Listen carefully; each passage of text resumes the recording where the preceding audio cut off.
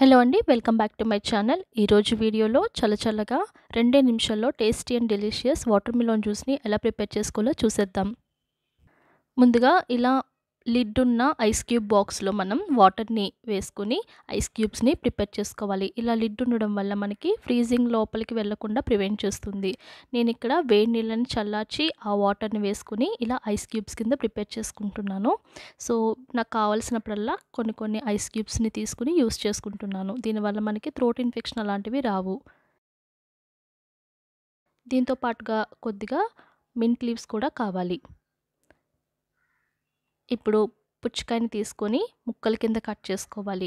ముక్కల కింద కట్ చేసుకున్న తర్వాత వాటిలో ఉండేటువంటి సీడ్స్ అన్నిటిని కూడా రిమూవ్ చేసుకొని చిన్న పీసెస్ కింద కట్ చేసుకొని పక్కన పెట్టుకోవాలి.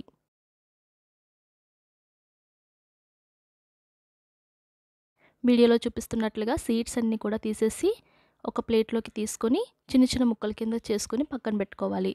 ఇప్పుడు బ్లెండర్ కానీ లేదంటే మిక్సీ జార్ కానీ తీసుకొని కట్ చేసుకున్న పుచ్చకాయ ముక్కల్ని వేసుకోవాలి. ఇందులోనే 2 ఐస్ క్యూబ్స్ని కూడా వేసుకోవాలి.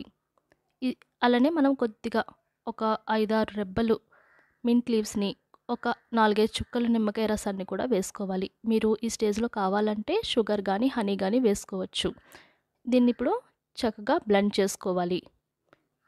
ఇలా బ్లెండ్ చేసుకున్న జ్యూస్ని ఒక గాజు గ్లాస్లోకి ట్రాన్స్ఫర్ చేసుకోవాలి. ఇప్పుడు ఇందులోనే ఇంకొక 2 ఐస్ క్యూబ్స్ని వేసుకోవాలి. అలానే చిన్న పీసెస్ కింద కట్ చేసిన వాటర్ మిలన్ని కూడా వేసుకోవాలి. దీనిపైన డెకరేషన్ లాగా కొద్దిగా మింట్ లీవ్స్ కూడా వేసుకుంటున్నాను. అంతే, ఎంతో టేస్టీగా ఉండే వాటర్ మిలన్ జ్యూస్ రెడీ అయిపోయింది.